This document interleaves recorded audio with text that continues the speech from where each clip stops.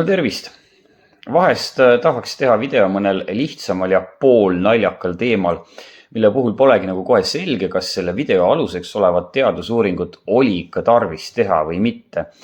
Aga uuring on nii jabur ja nii veider, et kohe tekib põhjalik huvi see läbi lugeda ja sellest sulle rääkida. No ja nüüd ma komistasingi ühe sellise teadustöö peale. Ja see teadustöö minu jaoks näitab ühest küljest, et tänapäeval uuritakse ikka igasugust jama ja teisest küljest, et inimesed on muutunud nii laisaks ja nii ülekaaluliseks, et välja üritatakse nuputada aina meeleheitlikumaid meetodeid, et neid natukenegi liikuma meelitada, ehk siis sisuliselt ei ole keskmisel normaalsel inimesel sellest uuringust mitte mingisugust kasu, aga seda võib võtta kui märki selle kohta, et meie tsivilisatsiooni tipphetked on kindlasti selja taga ja alanud on selline lõbus rasvunud alamägi.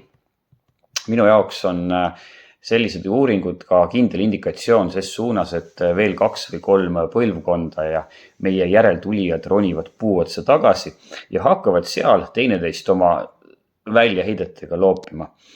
Ja näiteks sellel fiktiivsel pildil on meil näha Jõgevalt pärit Mari ja Margust aastal 2099. Palju õnne meile kõigile!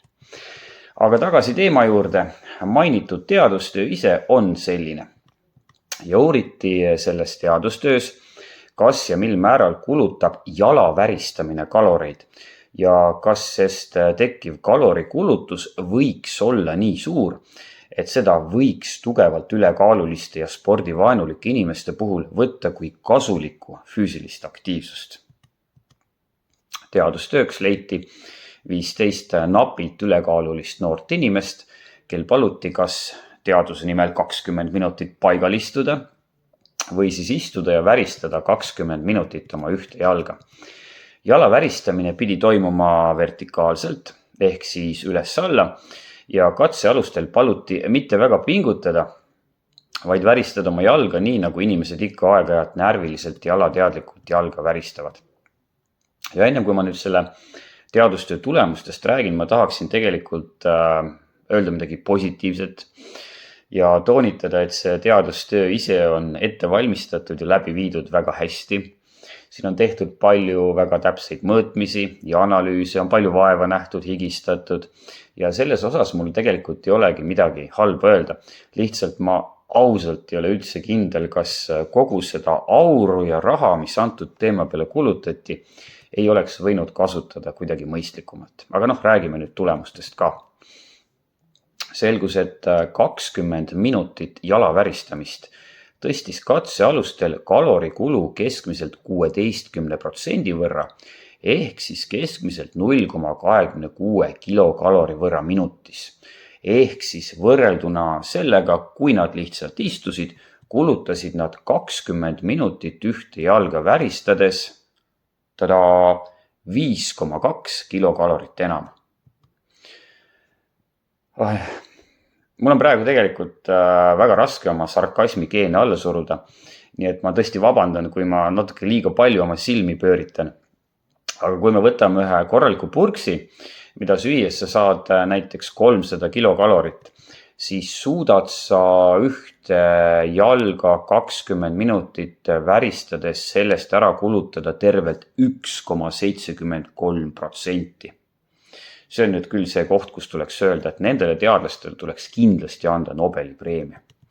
Tegelikult ma võib-olla ei oleks nii irooniline, kui uuringu teinud teadlased ei tooks oma kokkuvõttes välja, et igapäevane 8–12 tundi kestev jala väristamine tööl ja kodus võiks olla tõsiselt võetav alternatiiv neile, kes soovivad oma kehakaalu kontrolli alla saada ja sellel võiks olla reaalne mõju maailma vaevava ülekaalulisuse ja krooniliste haigustega seotud epideemia ulatuse vähendamisele. Tule taevas appi.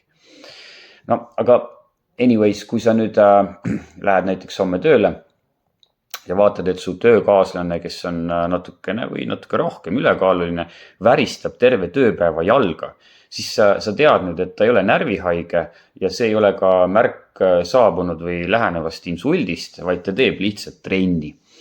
8 tundi kestva tööpäeva jooksul õnnestub tal, kui ta mitte kordagi mitte hetke ei puhka, niiviisi lisaks ära põletada umbes 125 kilokalorit.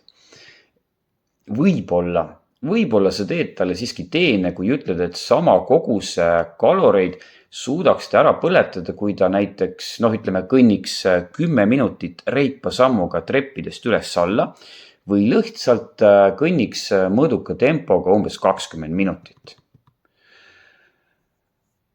Kui nüüd uuringu juurde korraks tagasi tulla, siis leiti veel lisaks suhteliselt vähe üllatuslikult, et jala väristamine suurendab pisut süsivesikute oksüdatsiooni ehk siis süsivesikutest energia tootmist, hingamiskiirust, hapniku saturatsiooni ja minuti ventilatsiooni.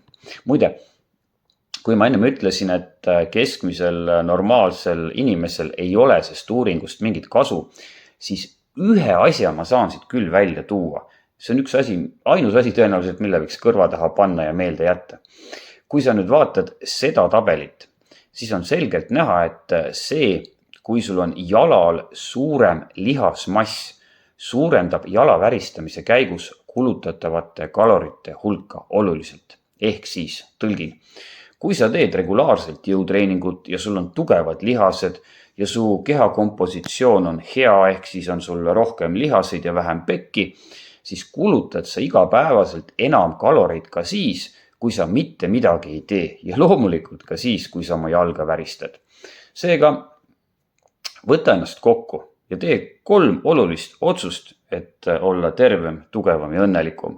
Kontrolli oma toitumist, käi aeg-ajalt sörkimas või pikemalt kõndimas ja alusta regulaarseid treeninguid jõusaalis. Kui sa ei saa sellega hakkama, siis vaata läbi mu vanemaid videoid, kus enne kõike jõutreeningute kohta on palju abiinfot. Ja kui sul on vaja nõuandeid või lihtsalt midagi arutada, siis sa võid minuga võtta julgesti ühendust ja ma aitan, kui ma vähegi saan. Ja kui sa tahad kogu selle asja juurde veel ka oma jalga väristada, siis jumala eest värista oma jalga. Midagi halba sellest ka ei juhtu.